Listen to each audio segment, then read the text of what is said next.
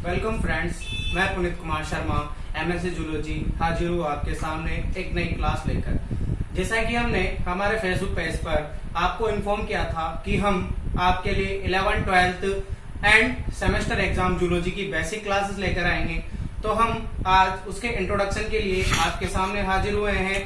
तो आइए स्टार्ट करते हैं हम आज की बेसिक क्लास, जिसके लिए हमें काफी सारे कमेंट मिल रहे थे कि सर 11th 12th सेमेस्टर का बेसिक स्टार्ट कीजिए। तो देखिए फ्रेंड्स कि जो 11th 12th एंड सेमेस्टर जो एग्जाम होते हैं उनमें जो बेसिक नॉलेज होती है कोऑर्डिनेट एंड नॉन कोऑर्डिनेट, इनके बारे में बेसिक क्वेश्चन आते हैं। ये सबसे पहले हमारे को पता करना होता है कि कोऑर्डिनेट नॉन कोऑर्डिनेट क्या होते हैं, इनका डिफरेंस क्या होता है। तो आइए हम सबसे पहले इसी बेसिक के बारे में स्टार्ट करते हैं, फिर हम आगे बढ़ेंगे। तो सबसे पहले तो हमें समझना है कि core data and non core data क्या होता है। तो जैसा कि आपको हमने अंतर करके बताया हुआ है, डिफरेंस दोनों में दे रखा है कि कोऑर्डिनेट और नॉन कोऑर्डिनेट क्या होता है। तो मैं आपको एक बार एक्सप्लेन कर देता हूं। देखिए कि जो कोऑर्डिनेट होते हैं, कोऑर्डिनेट मतलब इनमें क्या होगा, लाइफ की यानी किसी न किसी अवस्था में, यानी कोई सी भी स्टेज हो लाइफ की, यानी ओवरऑल लाइफ की जो स्टेजेस होती है, यानी उनके बॉर्न होने से लेकर डेथ होने तक की किसी न किसी स्टेज में क्या पाई जाएगी, नोटोकॉर्ड। अब आप कंफ्यूज हो रहे होंगे कि सर ये नोटोकॉर्ड क्या होता है। कंफ्यूज होने की जरूरत नहीं है भाई। नोटोकॉर्ड मतलब हिंदी में बोले तो पृष्ठरज्जु, यानी बैकबोन। बैकबोन यानी जो रीढ़ की हड्डी होती है ना, उसी को बोलते हैं। तो वो जो रीढ़ की हड्डी है ना, ये प्रेजेंट होते हैं किसी न किसी अवस्था में।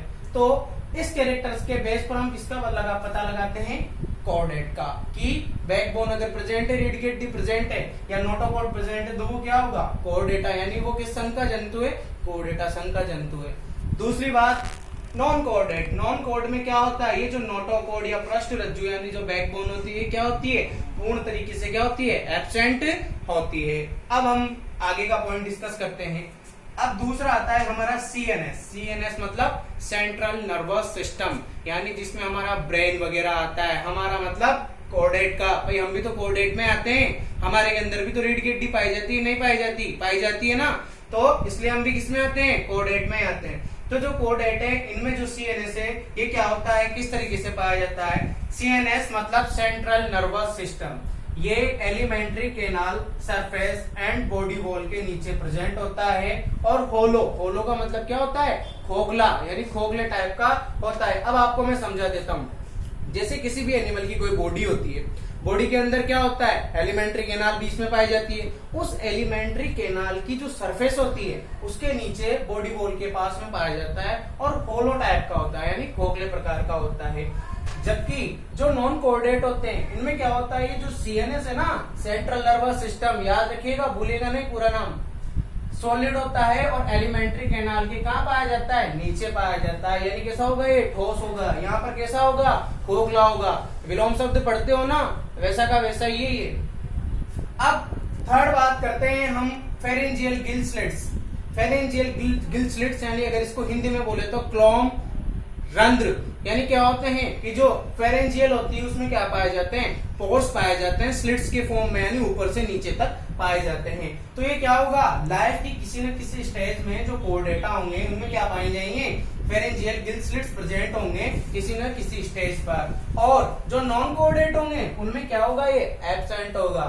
क्या होंगे, एब्सेंट, यानी उसमें किसी न किसी स्टेज पर भी प्रेजेंट नहीं होंगे। अब हम बात कर लेते हैं अगला पॉइंट हमारा हार्ट। हार्ट जानते ही हो भाई, इसके बिना तो काम नहीं चल सकता किसी का भी।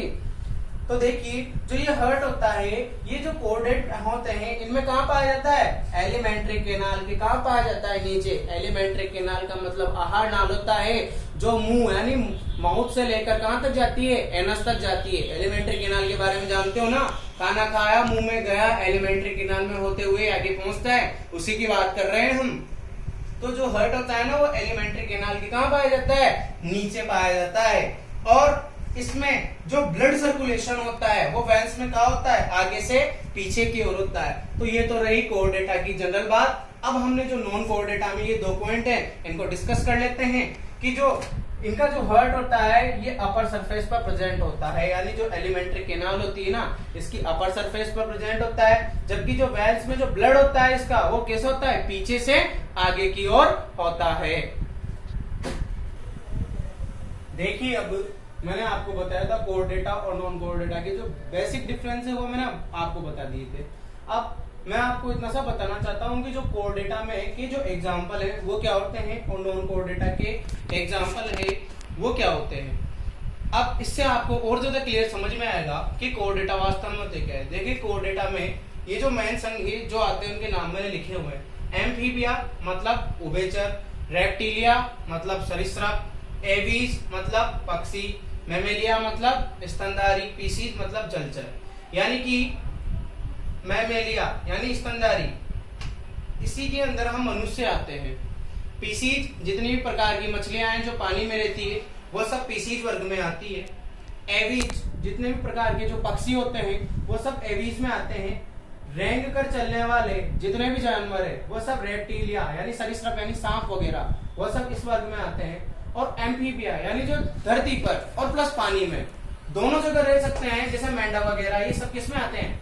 एम्फीबिया में आते हैं। तो ये थी कोर डेटा वर्ग की बात। अब हम बात कर लेते हैं नॉन कोर डेटा की। देखो, एक मेजर डिफरेंस मैं आपको शुरू में बताना भूल गया था, वो ये था कि जो हमारे नोटोकोड पाई जा रही थी, रीड गेट भी पाई जा रही थी कोर डेटा में, वो नॉन कोर डेटा में किसमें डेवलप रहती है? वो वर्टिबल कॉलम पाए जाते हैं। कॉलम मतलब कॉलम में बटी हुई रहती है, वर्टिबल मतलब स्ट्रेट यानी वर्टिबल कॉलम प्रेजेंट होता है उनके अंदर। किसकी जगह? नोटोकोड की जगह। और इसके अगर हम एग्जांपल देखें तो प्रोटोजोआ, पोरीफेरा, सिलेंट्रेटा वगैरह जो जितने भी संघ है वो सब किसमें आते हैं? नॉन कोर डेटा में आते हैं। और इनके एग्जांपल और ब्रीफ में हम जो हमारी नेक्स्ट क्लास आएगी उसके बारे में पढ़ेंगे। देखिए दोस्तों, हम आपको 11th एंड 12th का बेसिक कंसेप्ट पढ़ा रहे हैं, जो मैंने आज स्टार्ट किया है core data, non core data. ये 11th क्लास में भी है, 12th क्लास में भी है। एंड जो सेमेस्टर से एग्जाम होते हैं जूलॉजी के फर्स्ट सेम, यूओके हो या फिर एमडीएसओ यूनिवर्सिटी हो या अदर यूनिवर्सिटी हो, उन सब में ये पेपर चलता है। उसका बेसिक मैंने आपको पढ़ाया है। हमारी जो अगली क्लास आएगी उसमें हम इसके बारे में ब्रीफ में पढ़ेंगे कि एम्फीबिया क्या होते हैं, वर्टिबल कॉलम क्या होती है, कैसे डिवाइड होती है, या प्रोटोजोआ, पोरीफेरा, सिलेंट्रेटा क्या होते हैं। तो जब तक के लिए thank you everyone to supporting us. Like कीजिए, शेयर कीजिए एंड सब्सक्राइब कीजिए। आपका अपना यूट्यूब चैनल है गांव की पाठशाला। मैं पुनीत शर्मा आपकी हर प्रकार की मदद के लिए तैयार रहूंगा। अगर आपका कोई भी क्वेश्चन है तो आप कमेंट बॉक्स में जरूर डालें। जय हिंद, जय भारत।